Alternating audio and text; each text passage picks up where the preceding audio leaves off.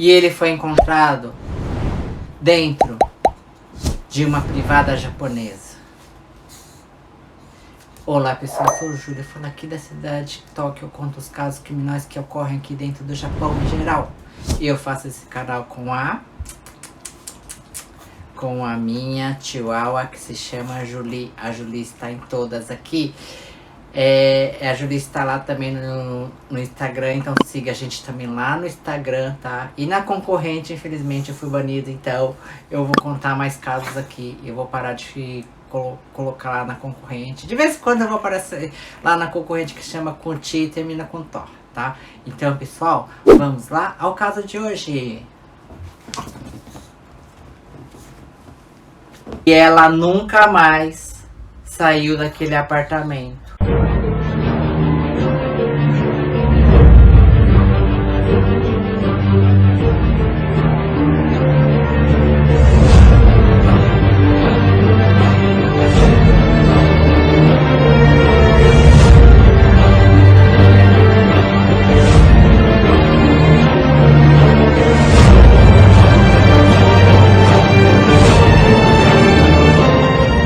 Quem mora aqui no Japão há muito tempo conhece aqueles locais que a gente chama de benjo, que é um banheiro.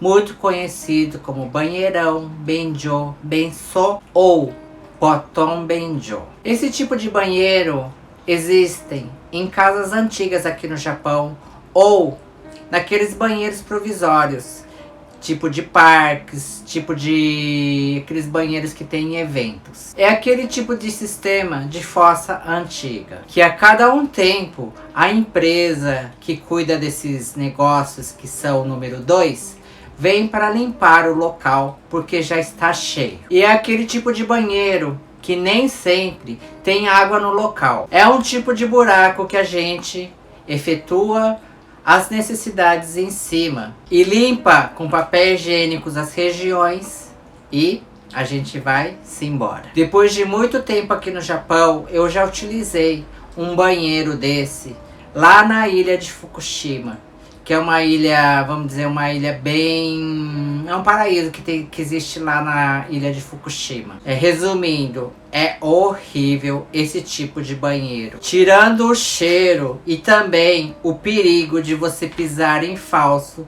e cair lá dentro com o seu pé, porque seu pé ficar entalado naquele lugar. É claro que você não vai cair lá no fundo, né? Mas seu pé pode ficar entalado. O Fabrício vai colocar a imagem aqui para vocês verem como que é esse tipo de banheiro que existe aqui em casas antigas no Japão. E também em lugares desertos existe muito esse tipo de banheiro. Dá uma olhadinha aqui, pessoal.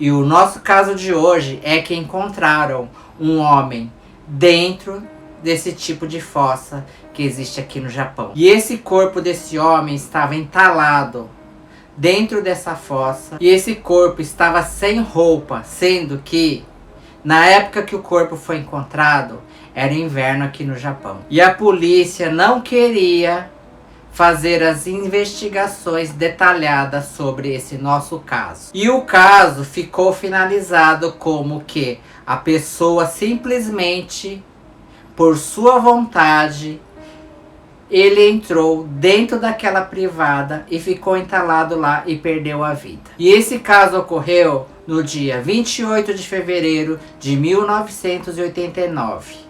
Para quem não sabe, fevereiro aqui no Japão é o mês mais frio aqui do Japão. Esse caso ocorreu no estado que se chama Fukushima. E Fukushima é um dos estados mais frios aqui no Japão. Em uma cidade que se chama Tamuragu. Esse caso foi descoberto por uma professora que morava dentro de um alojamento onde existia esse banheirão. Essa professora foi nesse banheiro e encontrou no banheiro feminino um sapato de um homem jogado perto da onde tem esse buraco. E essa professora achou muito estranho um pé de sapato masculino dentro do banheiro feminino. E essa professora teve a brilhante ideia de olhar dentro do buraco, lá naquele buraco onde a gente faz as necessidades. Ela enfiou a cara ali assim meio de lado e ela teve essa visão de ter encontrado, adivinha o quê? Um corpo de uma pessoa lá dentro, entalada. E a professora, ela olhou novamente. E olhou mais uma vez para ter certeza. E na terceira vez, realmente, ela percebeu que o que tinha dentro daquele buraco onde efetua as necessidades era a cabeça de um homem. E essa professora, ela vai na parte de trás, da onde tem a parte da fossa, que fica aquelas coisas lá do número 2 e número 1 misturado.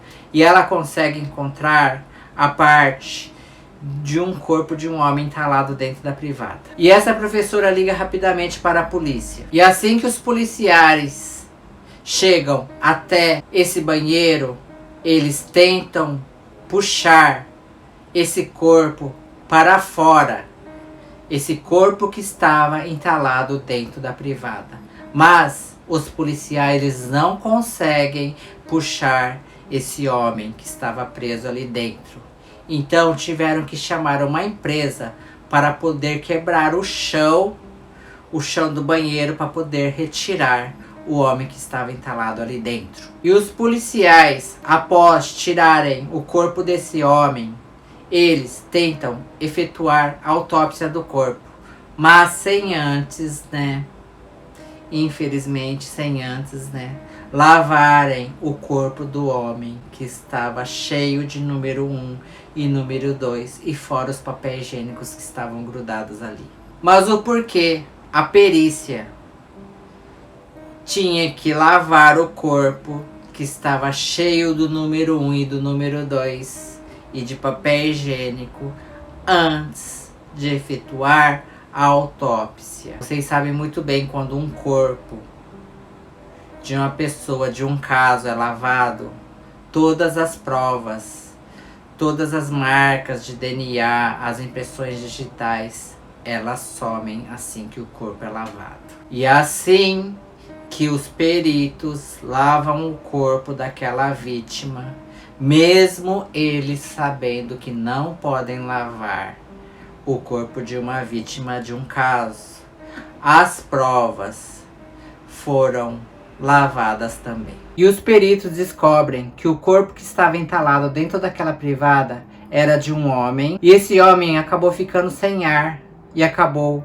perdendo a sua vida. E os peritos também descobriram que esse corpo desse homem estava com arranhões nos cotovelos e nos joelhos. E esse corpo não tinha nenhuma marca de agressão, ou que esse corpo tinha sofrido algum tipo de violência. E a polícia lá do estado de Fukushima dá um relato para a grande imprensa que esse homem era um homem safado e sem vergonha, que estava somente dentro daquele buraco, entalado ali para poder ver quem iria abrir as pernas ali naquele buraco para efetuar as suas necessidades e ele satisfazer os seus desejos de ficar olhando uma mulher ali dentro, ou algo parecido. E assim fica para as pessoas que estavam assistindo o relato da polícia de Fukushima, que a polícia queria fechar rapidamente esse caso. E a polícia também descobre que esse homem que estava entalado dentro daquela privada, ele morava bem perto de onde ocorreu o nosso caso. E esse homem era um homem muito conhecido daquela região, porque ele trabalhava nas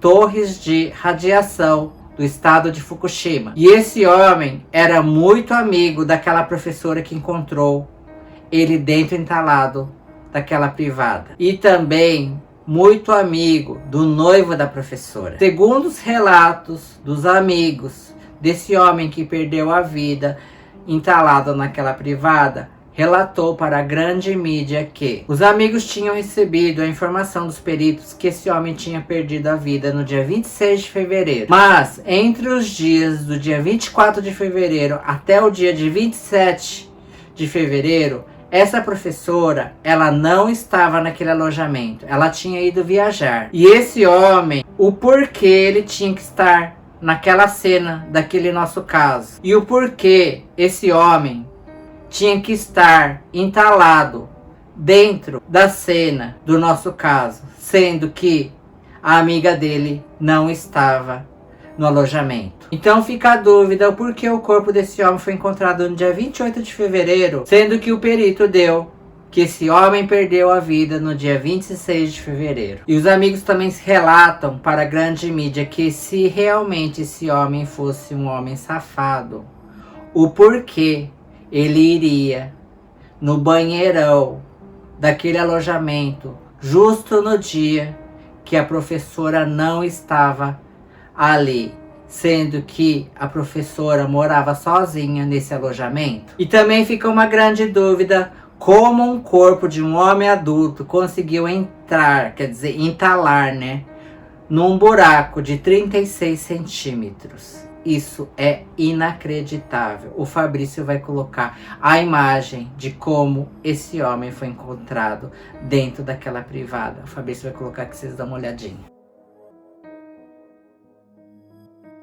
E fica a dúvida que com certeza alguém tirou a vida desse homem e antes do corpo ficar frio, conseguiu entalar o corpo, quer dizer, puxar, enfiar o corpo lá dentro daquele buraco. O porquê? Quando o corpo tá frio, o corpo não consegue, né, ter os movimentos, né? Ele não consegue se entalar ali, porque o corpo tá tão duro, então ele não consegue entrar no buraco de 36 centímetros. Então, o corpo, alguém tirou a vida desse homem e antes do corpo esfriar, entalou o homem lá dentro. E havia mais uma coisa que a polícia não divulgou para a grande imprensa, que esse corpo estava sem a parte de cima, que seria sem a camiseta, ele estava nu da cintura para cima. Sendo que, como eu relatei, fevereiro é muito frio aqui no Japão.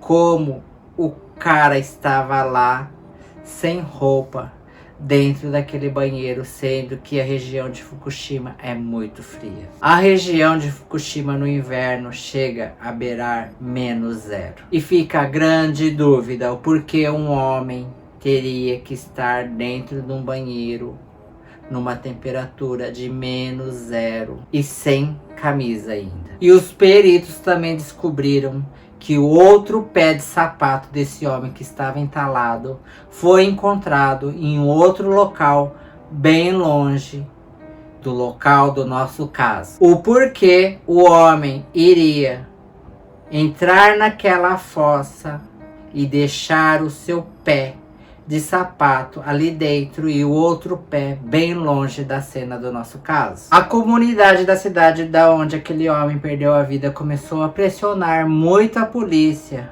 para eles tentarem desvendar quem tinha tirado a vida daquele homem. Porque não é normal uma pessoa perder a vida daquela forma, entalado dentro de uma privada. A comunidade em si efetuou um grande abaixo-assinado de 4.000 assinaturas para que a polícia reabrissem o caso e tentarem desvendar quem tinha tirado a vida daquele homem entalado dentro daquela fossa.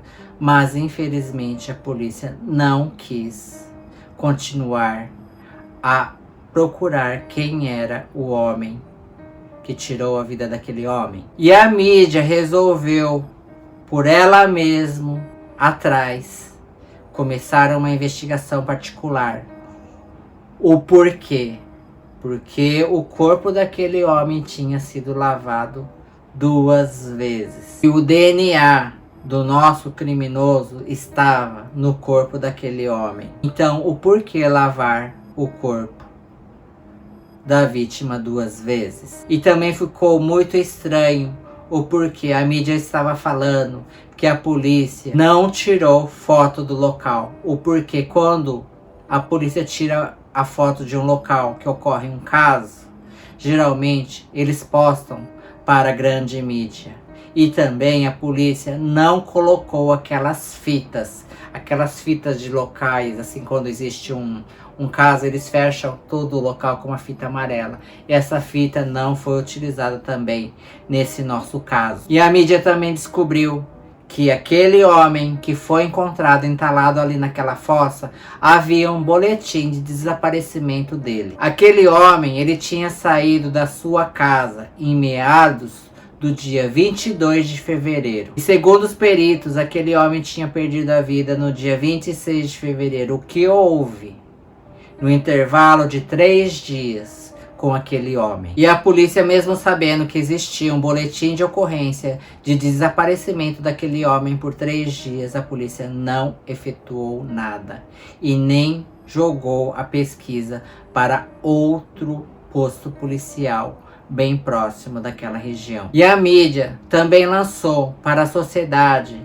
que os policiais envolvidos nesse caso e os peritos envolvidos nesse caso, eles se demitiram. Então a mídia faz uma grande descoberta, que aquele homem que tinha perdido a vida ali naquele banheiro, ele tinha envolvimento com eleições do prefeito da cidade. E esses prefeitos que estavam se elegendo, eles tinham relações com a destruição das torres de Fukushima. Para quem não sabe o que é torres de radiação de Fukushima, no dia 11 de março de 2011, teve um terremoto muito grande nesse estado, que é o estado do nosso caso.